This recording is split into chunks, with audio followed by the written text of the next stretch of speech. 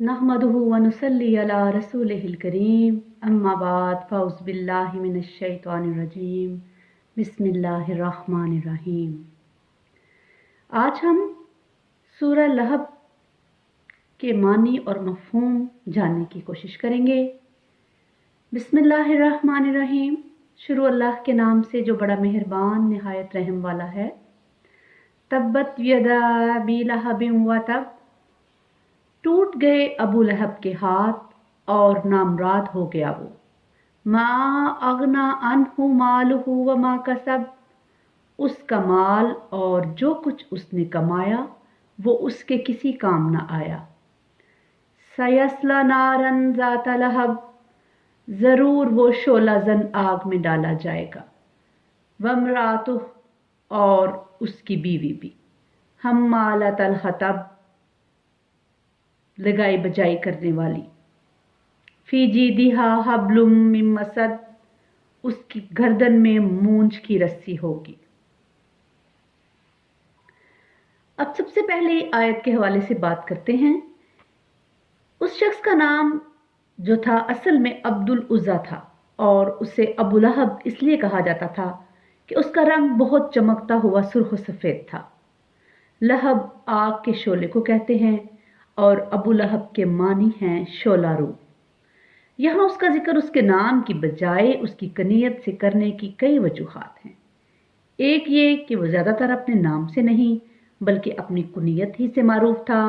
दूसरे ये कि उसका नाम अब्दुल उज़्ज़ा यानी बंदा उज़्ज़ा एक मुशरिकाना नाम था और कुरान में ये पसंद नहीं किया गया कि उसे इस नाम से याद किया जाए। और तीसरी बात यह कि उसका जो अंजाम इस सूरत में बयान किया गया है उसके साथ उसकी ये कुनियत ही ज़्यादा मुनासबत रखती है। तब्बत यदा अबी लहब के माना बाज़ मुफस्सरीन ने टूट जाएं अबू लहब के हाथ बयान किए हैं। व तब का मतलब ये बयान किया गया है कि वो हलाक हो जाए या वो हलाक हो गया, लेकिन दर हकीकत कोई कोसना नहीं है जो उसको दिया गया हो, बल्कि एक पेशन गोई है जिसमें आइंदा पेश आने वाली बात को माजी के सीगों में बयान किया गया है। गोया उसका होना ऐसा यकीनी है जैसे वो हो चुकी, और फिल वाक़या आखिरकार वो ही कुछ हुआ जो इस सूरत में पहले बयान किया जा चुका था। हाथ टूटना से मुराद जाहिर है कि जिस्मानी हाथ टूटना नहीं है, बल्कि किसी शख्स का अपने उस मकसद में कतई नाकाम हो जाना है जिसके लिए उसने अपना पूरा जोर लगा दिया हो। और अबू लहब ने रसूलुल्लाह सल्लल्लाहु अलैहि वसल्लम की दावत को रोकने के लिए वाकई अपना पूरा जोर लगा दिया था। लेकिन इस सूरत के नज़ूल पर 7-8 साल ही गुजरे थे कि जंग बदर में कुरैश के अक्सर व बेशतर वो बड़े बड़े सरदार मारे गए जो इस्लाम की दुश्मनी में अबू लहब के साथी थे। मक्का में जब इस शिकस्त की खबर पहुंची तो उसको इतना रंज हुआ कि वो 7 दिन से ज्यादा जिंदा न रह सका। फिर उसकी मौत भी निहायत इबरतनाक थी। उसे अदसा की बीमारी हो गई थी जिसकी वजह से ये था कि उसके घर वालों ने भी उसे छोड़ दिया था, क्योंकि उन्हें भी छूत लगने का डर था। मरने के 3 दिन बाद तक भी कोई उसके पास ना आया, यहाँ तक कि उसकी लाश सड़ गई और उसकी बू फैलने लगी। आखिरकार जब लोगों ने उसके बेटों को ताने देने शुरू किए तो एक रिवायत यह है कि उन्होंने कुछ हबशियों को उजरत देकर उसकी लाश उठवाई और उन्हीं मजदूरों ने उसको दफन किया। और दूसरी रवायत यह है कि उन्होंने एक घड़ा खुदवाया और लकड़ी से उसकी लाश को धकेल कर उसमें फेंका और ऊपर से मट्टी पत्थर डालकर उसे ढांक दिया। उसकी मजीद और मुकम्मल शिकस्त इस तरह हुई कि जिस दीन की राह रोकने के लिए उसने एड़ी चोटी का जोर लगा दिया था उसी दीन को उसकी औलाद ने कबूल किया। सबसे पहले उसकी बेटी दर्रा हिजरत करके मक्के से मदीने पहुंची और इस्लाम लाई। फिर फतह मक्का के मौका पर उसके दोनों बेटे उतबा और मुअत्तब हज़रत अब्बास रज़ियल्लाहु ताला अन्हु की वसातत से हजूर सल्लल्लाहु अलैहि वसल्लम के सामने पेश हुए और ईमान लाकर उन्होंने आप सल्लल्लाहु अलैहि वसल्लम के दस्ते मुबारक पर बैत की। अब दूसरी आयत के हवाले से देखते हैं कि अबू लहब सख्त बहील और ज़रप्रस्त आदमी था। इब्ने कसीर का बयान है कि ज़माना जाहलियत में एक मरतबा उस पर यह इल्ज़ाम भी लगाया गया था कि उसने काबा के खजाने में से सोने के 2 हिरन चुरा लिए हैं। अगरचे बाद में वो हिरन एक और शख्स के पास से बरामद हुए, लेकिन बजाय खुद ये बात कि उस पर इल्ज़ाम लगाया गया, ये जाहिर करती है कि मक्का के लोग उसके बारे में क्या राय रखते थे। उसकी मालदारी के मुतल्लिक काजी रशीद बिन ज़ुबैर अपनी किताब ज़हायर व तुहफ़ में लिखते हैं कि वो कुरैश के उन 4 आदमियों में से एक था जो एक किंतार सोने के मालिक थे। किंतार 200 ओकिये का और एक ओकिया 3.25 तोले का होता है।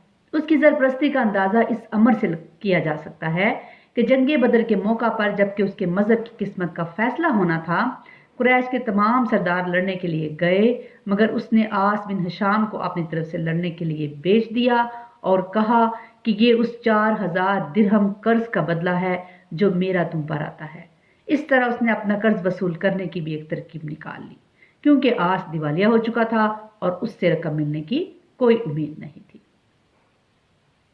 माँ का सबको बाज मुफस्सरीन ने कमाई के माना में लिया है, यानी अपने माल से जो मुनाफा उसने हासिल किया उसका कसब थे, और बाज दूसरे मुफस्सरीन ने इससे मुराद औलाद ली है, क्योंकि रसूल सल्लल्लाहु अलैहि वसल्लम ने फरमाया है कि आदमी का बेटा भी उसका कसब है। इसको रवायत किया गया है अबू दाऊद और इब्ने अबी हातिम में। ये दोनों मानी अबू लहब के अंजाम से मुनासबत रखते हैं, क्योंकि जब वो अदसा की बीमारी में मुब्तला हुआ तो उसका माल भी उसके किसी काम ना आ सका, और उसकी औलाद ने भी उसे बेकसी और बेलावारसी की मौत मरने के लिए छोड़ दिया। उसका जनाजा तक इज्जत के साथ उठाने की उसकी औलाद को तौफीक ना हुई। इस तरह चंद ही साल के अंदर लोगों ने इस पेशन गोई को पूरा होते देख लिया जो अबू लहब के मुतल्लिक इस सूरत में की गई। अब तीसरी आयत के हवाले से बात करते हैं कि उसकी औरत का नाम अरवा था और उम्मे जमील उसकी कुनियत थी। ये अबू सुफियान की बहन थी और रसूलुल्लाह सल्लल्लाहु अलैहि वसल्लम के साथ अदावत में अपने शोहर अबू लहब से किसी तरह से भी कम न थी। हज़रत अबू बकर रज़ियल्लाहु ताला अन्हु की साहबजादी हज़रत अस्मा रज़ियल्लाहु ताला अन्हा का बयान है कि जब यह सूरत नाज़िल हुई और उम्मे जमील ने इसको सुना तो वो बिफरी हुई रसूलुल्लाह सल्लल्लाहु अलैहि वसल्लम की तलाश में निकली। उसके हाथ में मुट्ठी भर पत्थर थे और वो हजूर सल्लल्लाहु अलैहि वसल्लम की हजू में अपने ही कुछ अशार पढ़ती जाती थी। हरम में पहुंची तो वहाँ हज़रत अबू बकर रज़ियल्लाहु ताला अन्हु के साथ हजूर सल्लल्लाहु अलैहि वसल्लम तशरीफ फरमा थे। हज़रत अबू बकर रज़ियल्लाहु ताला अन्हु ने अर्ज़ किया, या रसूलुल्लाह सल्लल्लाहु अलैहि वसल्लम, ये आ रही है और मुझे अंदेशा है कि आप सल्लल्लाहु अलैहि वसल्लम को देखकर ये कोई बेखुदगी करेगी। हजूर सल्लल्लाहु अलैहि वसल्लम ने फरमाया, ये मुझको नहीं देख सकेगी।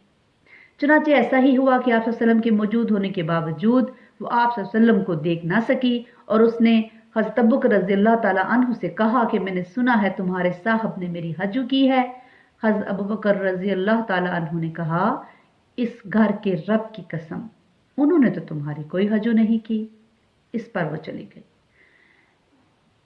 इसको इब्ने अबी हातिम सीरत इब्ने हिशाम बाजार में हज़रत अब्दुल्ला बिन अब्बास रज़ियल्लाहु ताला अन्हु से भी इसी से मिलता जुलता वाक़या नकल किया है। हज़रत अबू बकर रज़ियल्लाहु ताला अन्हु के इस जवाब का मतलब ये था कि हजू तो अल्लाह ताला ने की है, रसूलुल्लाह सल्लल्लाहु अलैहि वसल्लम ने नहीं की। चौथी आयत की बात करते हैं। उसके सर अल्फाज हैं हम्मालत अल हतब, जिसका लफ्ज़ी तर्जमा है लकड़ियाँ ढोने वाली। मुफस्सरीन ने इसके मुतअद्दिद मानी बयान किए हैं। हज़रत अब्दुल्ला बिन अब्बास रज़ियल्लाहु ताला अन्हु, इब्ने ज़ैद, ज़हाक और रबी बिन अंस रज़ियल्लाहु ताला अन्हु कहते हैं कि वो रात को हारदार दरख्तों की टहनियाँ लाकर रसूलुल्लाह सल्लल्लाहु अलैहि वसल्लम के दरवाजे पर डाल देती थी, इसलिए इसको लकड़ियाँ ढोने वाली कहा गया। कतादा, इकरमा, हसन बसरी, मुजाहिद और सुफियान सौरी रहमतुल्लाह अलैह कहते हैं कि वो लोगों में फसाद डलवाने के लिए चुगलियाँ खाती फिरती थी, इसलिए उसे अरबी मुहावरे के मुताबिक लकड़ियाँ ढोने वाली कहा गया। क्योंकि अरब ऐसे शख्स को जो इधर की बात उधर लगाकर फसाद की आग भड़काने की कोशिश करता लकड़ियाँ ढोने वाला कहते हैं। इस मुहावरे के लिहाज से हमालत अल खतब के माना ठीक वही हैं जो उर्दू में बी जमालू के माना है। सईद बिन जब्बैर रहमतुल्लाह अलैह कहते हैं कि जो शख्स गुनाहों का बोझ अपने ऊपर लाद रहा हो उसके मुतल्लिक अरबी ज़बान में भी बतौर मुहावरा कहा जाता है कि फुलानुम यख्ता तिबू अला ज़हरिही, यानी कि फ़लाँ शख्स اپنی پیٹھ پر لکڑیاں لاد رہا ہے۔ پس ہم مالت الحطب کے معنی ہے گناہوں کا بوجھ ڈھونے والی۔ ایک اور مطلب مفسرین نے اس کا یہ بھی بیان کیا ہے کہ آخرت میں اس کا یہ حال ہوگا، یعنی وہ لکڑیاں لا لا کر اس آگ میں ڈالے گی جس میں ابو لہب جل رہا ہوگا۔ آیت نمبر 5 میں اس کی گردن کے لیے جو لفظ استعمال کیا ہے، عربی زبان میں ایسی گردن کے لیے بولا جاتا ہے جس میں زیور پہنا گیا ہو۔ سعید بن المسیب، حسن بصری اور قتادہ کہتے ہیں کہ وہ ایک بہت قیمتی ہار گردن میں پہنتی تھی اور کہا کرتی تھی کہ لات اور عزا کی قسم، میں اپنا یہ ہار بیچ کر اس کی قیمت محمد صلی اللہ علیہ وآلہ وسلم کی عداوت میں خرچ کر دوں گی۔ اسی بنا پر یہ لفظ یہاں بطور طنز استعمال کیا گیا ہے۔ اس مزین گلے میں جس کے ہار پر وہ فخر کرتی تھی دوزخ میں رسی پڑی ہوگی۔ استغفر اللہ۔ یہ اسی طرح کا طنزیہ انداز کلام ہے جیسے قرآن مجید میں متعدد مقامات پر فرمایا گیا ہے، بشرہم بعذاب علیم، ان کو دردناک عذاب کی خوشخبری دے دو۔ جو رسی اس کی گردن میں ڈالی جائے گی اس کے لیے حبل من مسد کے الفاظ استعمال کیے ہیں، یعنی وہ رسی مسد کی قسم سے ہوگی۔ اس کے مختلف معنی اہل لغت اور مفسرین نے بھی بیان کیے ہیں۔ ایک قول یہ ہے کہ خوب مضبوط بٹی ہوئی رسی کو مسد کہتے ہیں، دوسرا قول یہ ہے کہ کھجور کی چھال سے بنی ہوئی رسی کے لیے یہ لفظ بولا جاتا ہے، تیسرا قول یہ ہے کہ اس کے معنی ہے مونج کی رسی یا اونٹ کی کھال یا اس کے صوف سے بنی ہوئی رسی، اور ایک قول یہ بھی ہے کہ اس سے مراد ہے لوہے کے تاروں سے بٹی ہوئی رسی۔ یہ تھی سورہ لہب کے حوالے سے کچھ معنی اور مفہوم جن کو بیان کرنے کی ہم نے کوشش کی ہے۔ اللہ تعالی ہمیں نبی پاک صلی اللہ علیہ وسلم سے محبت کرنے کی اور اپنے ایمان کو مضبوط کرنے کی توفیق عطا فرمائے، اور قرآن پاک کو پڑھنے، سمجھنے، اس پر عمل کرنے اور نیکی کی باتیں دوسروں کے ساتھ شیئر کرنے کی توفیق عطا فرمائے۔ واخر دعوانا الحمدللہ رب العالمین۔